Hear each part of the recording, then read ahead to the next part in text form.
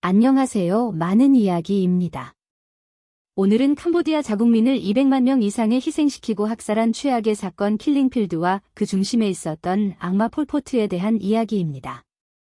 도시에 거주한다는 이유로 대학 교육을 받았거나 각종 전문직 등 지식인이라는 이유로 심지어 안경을 썼다는 이유로 수용소에 갇히거나 죽어야 한다면 어떨까요? 그리고 이게 깡패가 지시한 일이거나 영화에서도 이런 짓을 스토리로 영화로 만들면 거짓말이라고 욕 얻어 처먹을 짓일 겁니다. 하지만 실제로 이런 이들이 현실에서 일어났던 곳이 있습니다. 바로 크메르 루즈 정권 시절의 캄보디아입니다. 해골이 무더기로 쌓여있는 사진으로 유명하죠. 이런 짓은 히틀러도 아마 혀를 내두를 정도로 잔혹했을 겁니다. 먼저 사건의 중심인 크메르 루즈가 어떻게 캄보디아의 권력을 잡았는지 보시죠. 크메르 루즈라는 단어는 프랑스어 식표기로 붉은 크메르를 말하며 붉은색은 공산주의를 상징합니다.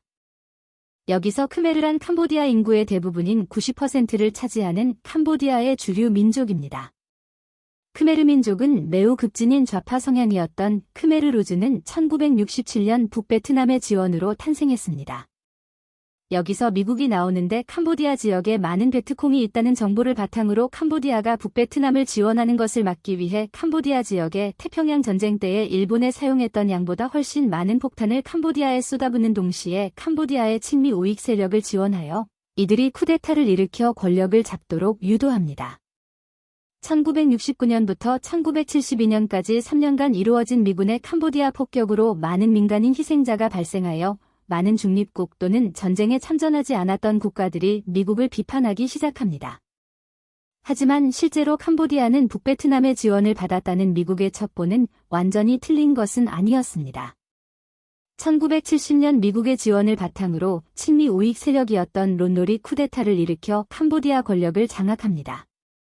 쿠데타 자체가 미군의 지원에 의해 이루어졌기 때문에 캄보디아에 남아있던 베트남계 주민들을 수용소에 수용하였고 수용소에 격리당한 베트남계 주민들을 박해하고 심지어는 죽이는 일도 벌어졌죠. 실제로 1970년 한 해에만 캄보디아에 있는 베트남인들 중 20만 명 이상이 베트남으로 대량 귀환했습니다. 반면에 정권을 잡은 론놀은 온갖 비리를 저지르게 됩니다. 오죽하면 수출 주력 산업인 식량 수출도 타격을 받아 식량을 수입하는 국가로 전락하게 되어 버립니다. 미국의 지원을 받아야 되는 론놀은 미국의 눈치를 보며 미군이 자국 영토를 폭격하여 민간인 희생이 나는 상황에서도 모른 척하는 상황이 되어버립니다. 이러다 보니 당연히 캄보디아의 국민들은 반미 감정이 싹트기 시작하였고 이때 크메르 루즈는 반미 정서를 잘 이용해 평화 평등 공평주의에 내세우며 시민들의 지지를 받게 되고 세력을 크게 키우죠. 지지를 바탕으로 크메르 루즈와 론놀 정권의 내전이 발생하게 됩니다. 내전은 격화되어 론놀의 정부군과 군부를 위협하기 시작하죠. 똥줄 탄 론놀은 미국의 요청에 1억 5천만 달러에 달하는 원조금을 받았지만 이미 박살난 민심을 돌리기에는 역부족이었죠. 결국 캄보디아 내전은 크메르 루즈가 승리하게 됩니다. 정부군이 패배하고 1975년 캄보디아 수도 프놈펜을 크메르 루즈가 장악하며 론놀의 친미 정권은 끝장나게 됩니다. 론놀은 하와이로 빤스런을 하죠. 크메르 루즈는 키우 산판을 바지사장인 국가원수로 내세우고 폴포트가 정부 수상을 맡아 실권을 장악합니다. 폴포트는 집권하자마자 도망친 론놀을 대신해 론놀의 부하들과 가족들 약 700명을 죽인 뒤 그냥 내다 버렸다고 합니다. 당시 분열되어 있었던 공산당을 장악한 후 공무원들과 군부대에서도 대대적인 숙청을 했죠. 폴포트는 비밀의 유지가 혁명의 기본 원칙이라고 강조했기 때문에 꼭 하이폴 87, 99 등 예명을 바꿔가며 활동을 했기 때문에 집권하기 전까지 그 정체가 잘 알려지지 않았던 인물입니다. 그래서 일반 국민들 중에서는 그의 존재를 아는 사람은 거의 없었고 집권 이후에도 마찬가지였죠. 같이 활동했던 사람들도 본명을 몰랐을 정도입니다. 형과 누나도 정부 수상이 자신의 남동생이라는 사실을 몰랐을 정도입니다. 대형 식당에 걸린 폴포트의 사진을 보고 남동생이라는 것을 알았습니다. 폴포트의 본명은 살로트사르로 상당한 분홍 집안에서 태어나 유복한 어린 시절을 보내고 국비 장학생으로 프랑스를 유학도 다녀온 엘리트입니다. 프랑스에서 친척의 권유로 크메르 학생회 가입하게 되고 이 과정에서 훗날 크메르 루즈의 지도자들과 인연을 맺게 되고 공산주의 이념을 빠져들게 됩니다. 공산주의 이념에 심취한 폴포트는 프랑스의 마르크스 클럽을 거쳐 프랑스 공산당에도 가입하며 공산주의 빠돌이가 되기 시작합니다. 그러다 조국 캄보디아에서 프랑스의 탄압에 맞서 독립운동을 할 때 북베트남의 지원을 받는 캄보디아 공산주의 운동에 합류하면서 폴포트라는 예명을 사용하였고 사람들에게 풀포트로 알려지게 된 것이죠. 풀포트란 이름은 폴리티컬 포텐셜의 철자에서 따왔다는 설이 있습니다.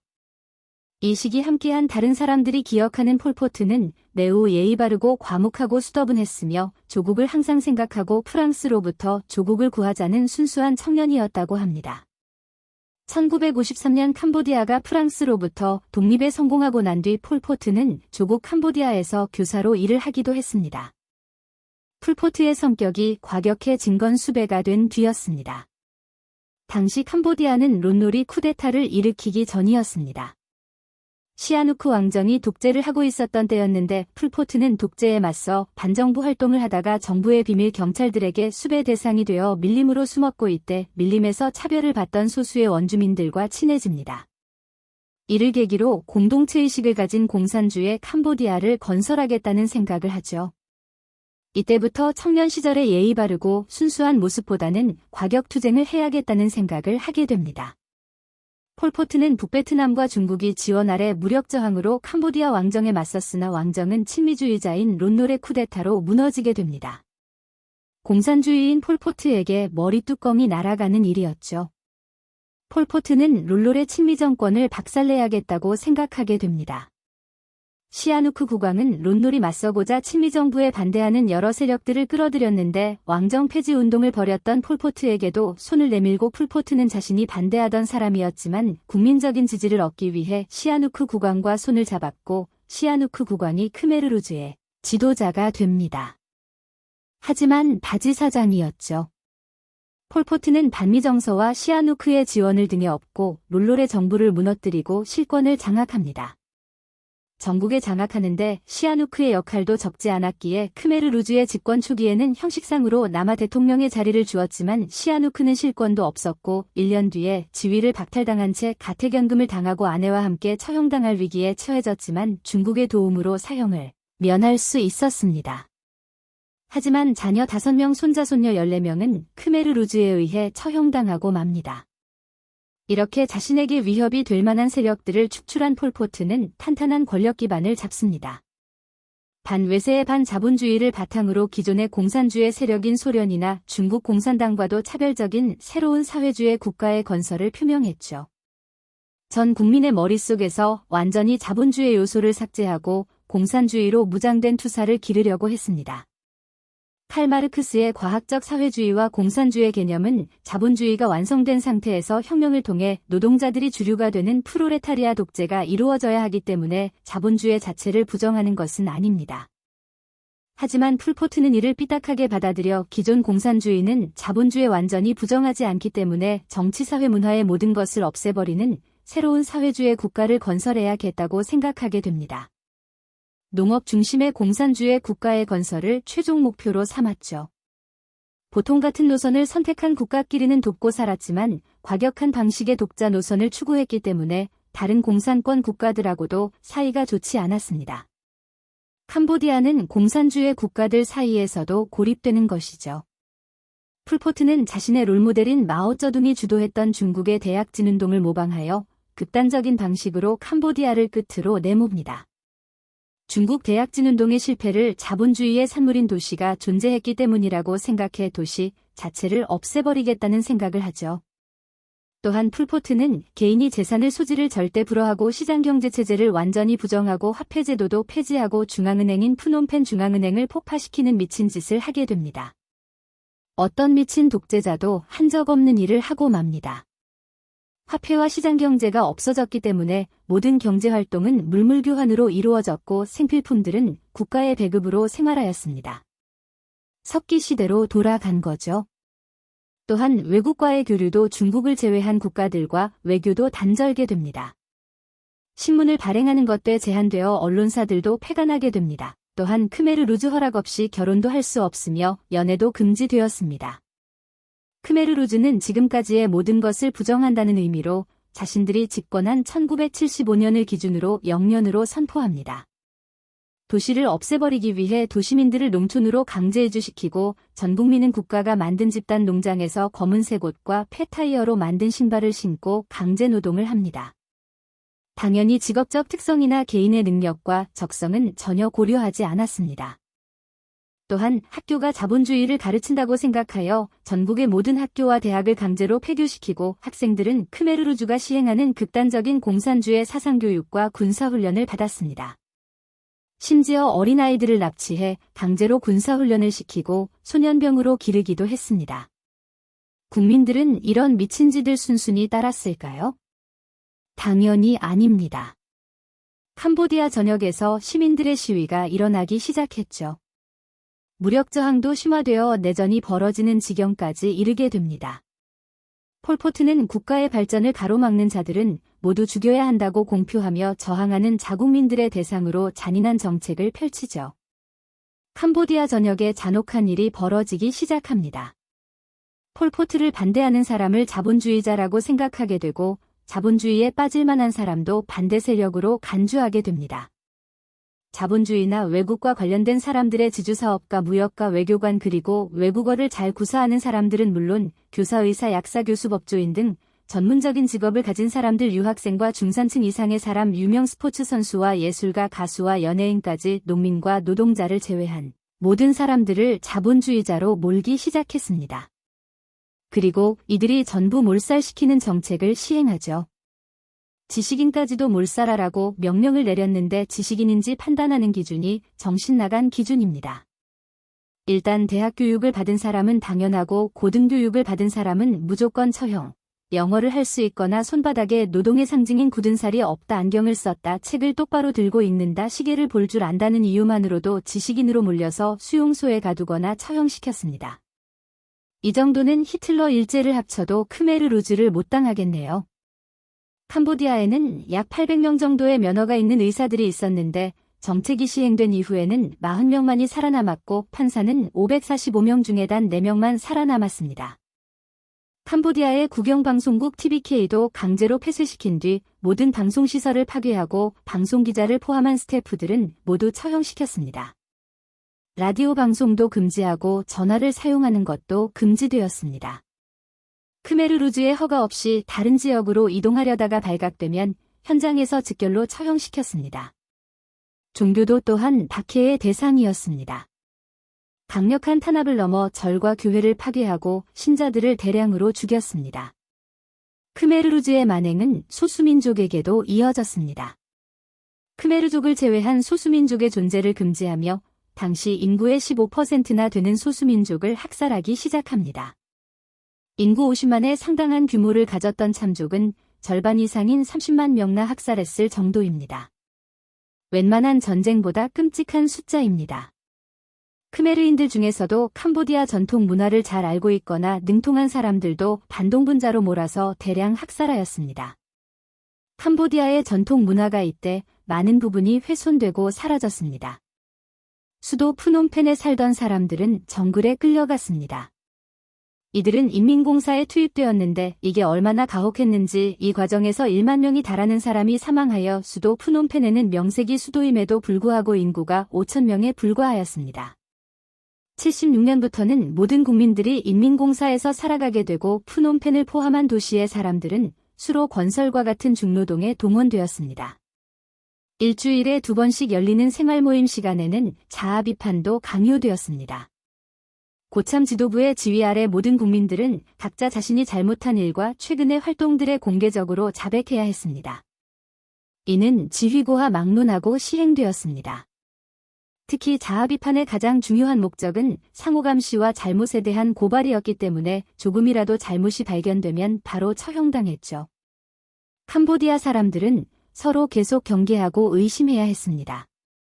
크메르루즈는 각종 수용소를 만들고 저항하거나 자신들의 기준으로 자본주의에 무리든 사람들을 수용시켰고 잔인한 방법으로 죽였죠. 그냥 몽둥이로 때려 죽였다고 합니다. 풀포트는 반동분자들을 모두 몰살시키려 했기 때문에 체포된 사람의 3대까지 연좌제를 적용했습니다. 처형자의 아내와 형제는 물론 자녀까지도 죽이도록 하였죠. 보안 감옥인 뚜올슬랭은 수용소 중에서도 가장 악명이 높았습니다. 뚜올슬랭에서는 약 2만 명이 수용되어 단 12명만 생존하였습니다. 생존자가 살아남을 수 있었던 이유는 전기기술자, 폴포트의 흉상을 만든 미술가, 사진을 촬영한 사진사 등 필요에 의해 살아남은 사람들이라서 사실상 2만 명 모두 살해당한 거나 마찬가지죠. 캄보디아에서 유일하게 대피할 수 있었던 장소는 수도 푸놈펜에 있는 프랑스 대사관 뿐이었습니다. 당시 프랑스 대사관으로 대피한 인원만 외국인과 캄보디아인을 합쳐 3천여 명에 달할 정도였죠. 하지만 크메르루즈는 대사관을 협박해 외국인과 외국인 남성과 혼인한 캄보디아 여성 및 자녀들만 남기고 한 명도 빠짐없이 내보내라고 요구하였습니다. 이에 응하지 않으면 수도와 전기도 차단하고 대사관을 박살내겠다고 협박합니다. 결국 대사관 측은 대부분의 사람을 캄보디아 대사관 밖으로 내쫓을 수밖에 없었습니다. 이로 인하여 국제사회가 프랑스를 비난하였고 프랑스의 이미지도 박살나게 되었습니다. 그중 대사관에서 쫓겨나지 않은 사람들은 태국으로 탈출할 수 있었습니다. 이런 거지 같은 상황에 나라 경제가 잘 돌아가면 그게 미친 거겠죠. 농업국가를 자처하며 상당한 노동력을 농촌으로 투입했지만 100만 명 이상의 사람들이 기아와 기근에 시달렸고 농업 생산력도 처참할 수준으로 파괴되었습니다. 일할 동기가 날아가고 도시에서 강제 동원된 사람들은 농사에 대한 노하우를 가지고 있지 않았기 때문에 노동력은 많았지만 오히려 수확량은 떨어졌습니다. 그나마 수확한 농작물은 무기 구매를 위한 자금을 마련하기 위해 대부분 중국으로 수출했고 주민들에게는 하루 2잔의 맑은 쌀죽만 배급했죠. 캄보디아가 끔찍한 상황인데도 미국은 북베트남을 견제하기 위해 크메르루즈를 지원하게 되죠. 베트남 때문만이 아니라 당시 미국은 소련 견제와 당시 친중국 정책을 펼치고 있었기 때문에 소련보다는 중국과 더 가까웠던 캄보디아를 밀어준 것이죠. 실제로 크메르루즈가 미국의 지원을 받고 M16 소총으로 무장한 모습 볼 수 있습니다. 크메르루즈 정권은 1976년 북베트남의 베트남 통일 이후 베트남의 캄보디아 침공으로 무너졌습니다. 같은 공산주의였던 베트남이 캄보디아를 침공했다는 것이 이해가 안 되겠지만 폴포트 자체가 베트남인을 싫어했죠. 베트남과의 과거 역사가 원인이었습니다. 그래서 베트남계 캄보디아인들과 친베트남계 성향의 인사들이 대대적으로 처형됐고 심지어 1978년에는 베트남에 대해 선빵을 날려 베트남이 격분하게 만들었죠. 참지 못한 베트남은 1978년 25만의 병력으로 캄보디아를 침공했고 1979년 푸놈펜을 점령, 베트남 괴뢰정부 캄푸치아 인민공화국을 수립하면서 크메르루즈는 권력을 잃고 정글 속으로 빤스러니로서 킬링필드라 불리는 대규모의 비극도 끝이 나게 됩니다. 캄푸치아 정부는 화폐 제도도 복원시키고 학교와 병원을 만들었고 중앙은행과 방송국도 다시 세웠습니다. 하지만 캄푸치아 인민공화국은 베트남의 괴뢰 정권이라는 이유로 소련과 폴란드와 같은 친소련, 국제외환 대부분의 국가의 승인을 받지 못했죠. 중국은 친중 정권이었던 크메르루즈 정권을 무너뜨린 베트남의 캄보디아의 해방 등의 명분으로 베트남을 공격하면서 중월 전쟁이 발발하기도 했죠. 이때 미국은 크메르루즈가 킬링피그를 저질렀다는 사실에는 전혀 신경 쓰지 않고 베트남 전쟁의 치욕을 갚기 위해 크메르루즈를 지원합니다. 미국과 중국의 지원을 받은 크메르루즈는 세력을 유지하며 정글 속에서 게릴라전을 펼치면서 내전이 발발하게 된 것입니다. 내전은 장기화되면서 수십만의 사람들이 다시 죽어나갔죠. 1989년 사회주의 국가들이 무너지고 독일까지 통일되면서 베트남군은 캄보디아인들의 자치권을 인정하고 조속히 철수합니다. 크메르루즈는 1998년 수장 폴포트가 심장마비로 사망하면서 잔존 세력도 완전히 소탕되게 됩니다. 폴포트는 폐타이어와 쓰레기 더미 속에서 화장되었죠. 1984년에 헐리우드에서 킬링필드라는 영화가 만들어지면서 전 세계가 킬링필드를 알게 되었습니다. 현재 캄보디아는 선거도 실시되며 입헌 군주제를 채택하여 나라를 안정화시키고 있는데 아직까지 불안정한 상태라고 합니다. 아직까지 정치 세력이 부패와 독재 정치를 펼치고 있습니다. 경제도 안정되지 않아 아직까지도 기아와 가난에 시달리고 있습니다. 그래도 크메르루즈 전범재판소를 설립해 책임자들의 적극적인 조사와 처벌을 진행했습니다. 조사 결과 대략적으로 200만 명 안팎의 사람들이 킬링필드 기간 동안 사망한 것으로 알려져 있으며 2020년까지 캄보디아 문서센터가 발굴한 매장지만 2만 3천여 곳이고 확인된 유해만 130만 명이 넘습니다. 킬링필드는 현재까지도 캄보디아의 정치 문화 사회에 많은 악영향을 끼치고 있습니다. 많은 캄보디아의 전통 문화가 파괴, 지식인들이 사망하여 과학의료 교육 등 국가를 이끌어갈 학문과 지식의 바탕이 무너져 버렸죠. 오늘의 이야기 여기까지입니다. 감사합니다.